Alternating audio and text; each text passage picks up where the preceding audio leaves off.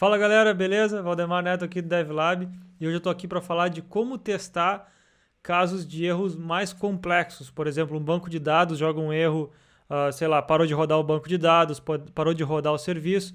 Como a gente faz para testar isso utilizando Jest? Testar serviços externos normalmente é um pouco mais complexo, porque às vezes a gente não tem uma maneira simples de mocar o serviço ou algo do tipo. Então nesse vídeo aqui eu vou mostrar uma estratégia para vocês que é muito útil. Esse código que eu vou mostrar aqui é parte do curso Node.js API com TypeScript, é um curso completo que está aqui no meu YouTube, eu vou deixar o link aqui. São 9 capítulos e mais de 20 horas de curso. E esse código que eu vou mostrar foi uma contribuição do Bruno Afonso pro código do curso. Eu deixei alguns desafios durante o curso e esse aqui é um dos desafios. E eu gostei muito da maneira que o Bruno Afonso implementou a solução desse desafio e eu quero mostrar para vocês aqui. É uma dica que certamente vai ajudar muita gente. E o Bruno também mandou um vídeo para nós explicando por que ele fez dessa maneira e as outras maneiras que ele pensou. Então é muito interessante ver o processo que ele passou até chegar nessa solução. Galera, antes de começar, deem like, deem subscribe, que isso ajuda vocês a estarem por dentro das novidades do canal e também ajuda o conteúdo a chegar a mais gente. Vamos voltar aqui porque eu estava falando. Beleza? Vamos dar uma olhada aqui ligeirinho em como isso funciona. Bom, aqui a gente tem o pull request, né, que está aqui no Node TypeScript API. Eu vou deixar esse link aqui no vídeo, vocês podem ir lá olhar esse pull request. Mas a grande diferença é essa aqui, ó. A gente tinha antes um teste que eu dava skip aqui. Eu vou mostrar para vocês esse teste aqui. Aqui eu tenho esse teste aqui, ó. It should return 500 when there is any error other than validation error. O que quer dizer? Eu quero que me jogue um erro 500 quando tiver qualquer erro que não seja um erro de validação do Mongoose. Aqui eu tô testando um teste de integração que bate numa rota, né? E aí ele vai fazer umas validações lá, mas se jogar 500, quer dizer que o erro que deu não foi validação, não é um erro que eu tenho que passar para o usuário, é um erro 500 que eu tenho que administrar dentro da minha API. E como que eu faço para testar isso? Como é um teste de integração, eu não tenho como passar um mock ou uma classe mockada ou um model mockado do Mongoose, né? Por exemplo, esse aqui é o model que está sendo testado, é o model de bit aqui. Esse é o model que está sendo testado. Eu não tenho como substituir ele por um mock num teste de integração. Então eu tenho que ter uma maneira de fazer com que o banco de dados jogue um erro, né? Que seja similar a, imagina, tu está em produção e o banco de dados cai. Como que eu faço para simular esse caso? Então a gente vai dar uma olhada na solução do Bruno para esse problema e a gente vai discutir um pouco sobre ela e espero que isso ajude vocês também no futuro.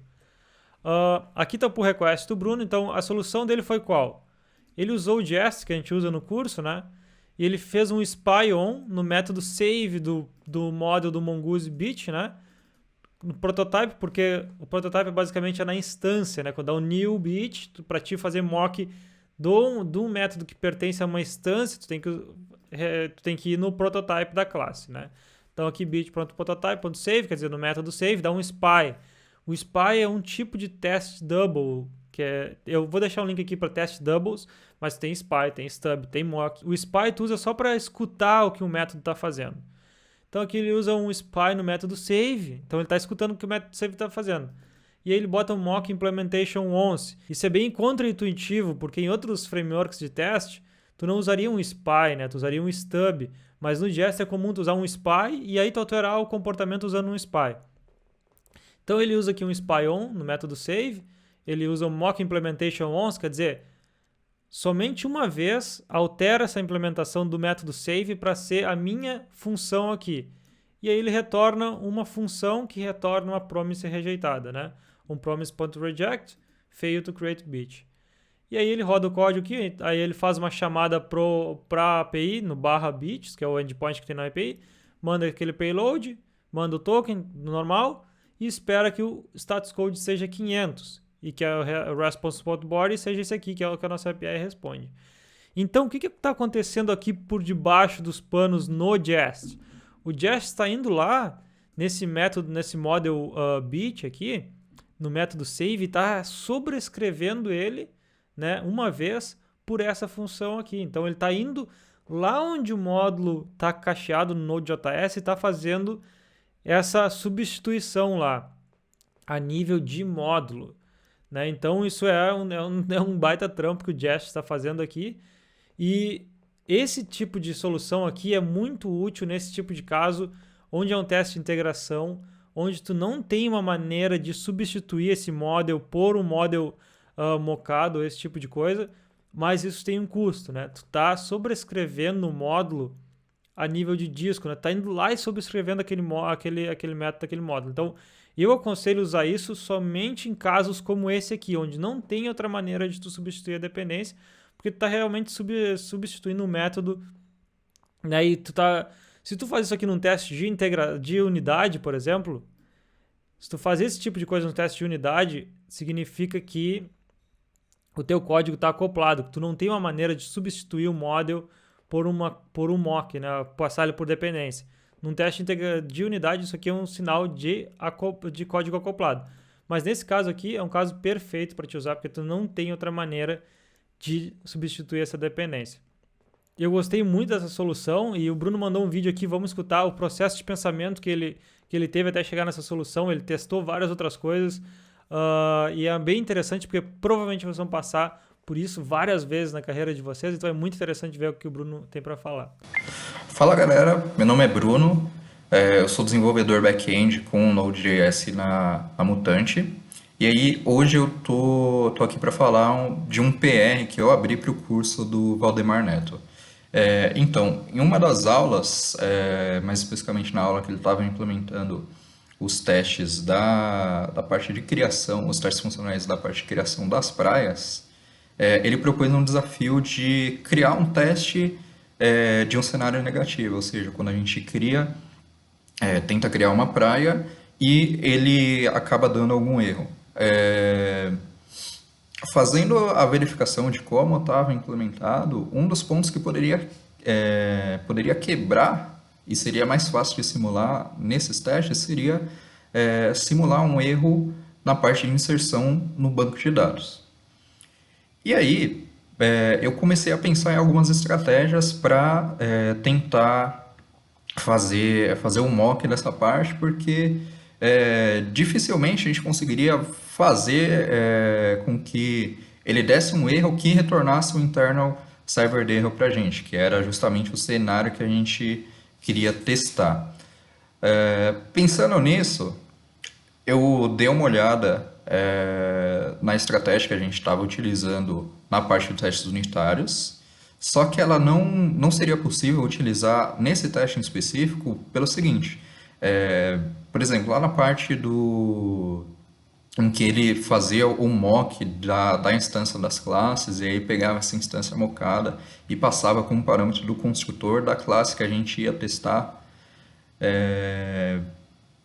não seria possível porque nessa parte que a gente utiliza o model, a gente não utilizou a inversão de dependência. Então, a gente só fazia o import do model e utilizava os métodos dele diretamente.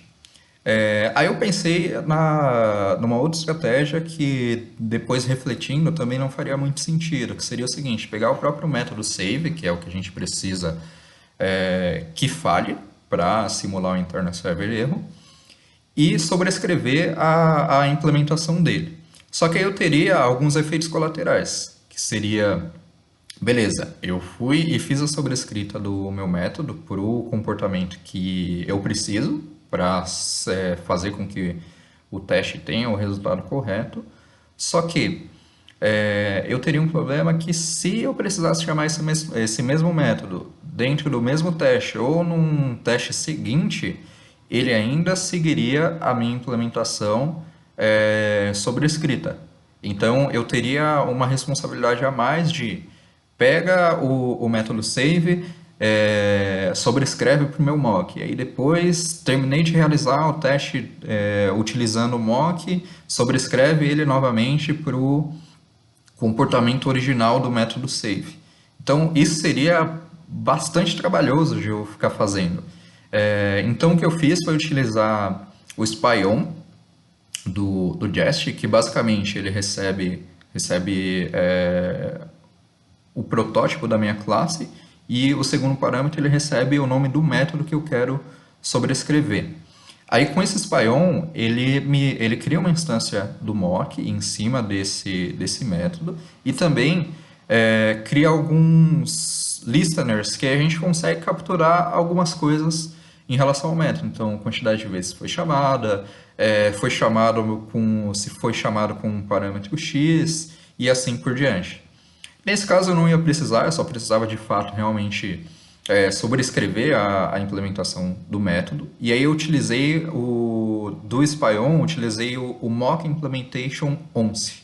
Esse Mock Implementation 11 foi a melhor estratégia porque eu evitaria essa questão de eu ter que ficar tendo o controle de mocar a implementação e depois voltar para a original, porque Mock Implementation 11, como o próprio nome já diz, ele faz o mock da implementação uma única vez. Então, eu fiz isso. Na próxima vez que eu chamar o método, ele vai seguir a minha assinatura sobrescrita, que eu quero, mas nas chamadas subsequentes, ele não vai ter mais esse comportamento. Ele volta para o meu comportamento original e aí eu não tenho essa preocupação de ficar tendo que fazer esse vai e volta do mock do método.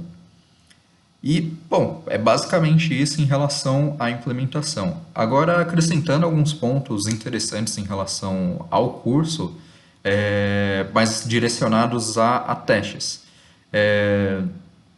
Basicamente, em todos os testes que eu implementava, eu utilizava o SpyOn ou criava classes fakes que simulavam a implementação dos métodos. O que eu achei bastante interessante foi a estratégia abordada pelo Valdemar em relação aos testes unitários de pegar e criar uma instância do próprio mock, mas forçar o tipo dela como um mock do Jest para a gente ter o conhecimento de todos os métodos que aquele mock possui e ter também as funcionalidades de mocar a implementação, mocar o retorno e assim por diante, sem eu precisar criar uma nova classe. Então, esse é um conceito que eu achei bastante interessante, inclusive alguns testes que era possível utilizar essa estratégia lá no projeto que eu estou atuando na Mutante. Eu já passei a utilizar, até mesmo a título de estudos, tem alguns outros cursos e materiais que eu estou consumindo no momento que eles têm uma estratégia de teste semelhante, mas essa implementação do Valdemar eu achei bastante interessante, aí eu estou começando a utilizar elas também, dando uma preferência maior. E é isso, galera. Então é isso, galera. Eu espero que esse vídeo seja útil para vocês. Eu vou deixar o link do curso aqui para quem não fez o curso ainda. É um curso completo, né? Como eu falei. A gente vai falar bastante de testes lá com Jest, teste de unidade, teste de integração. E é isso, galera. Até o próximo vídeo e valeu!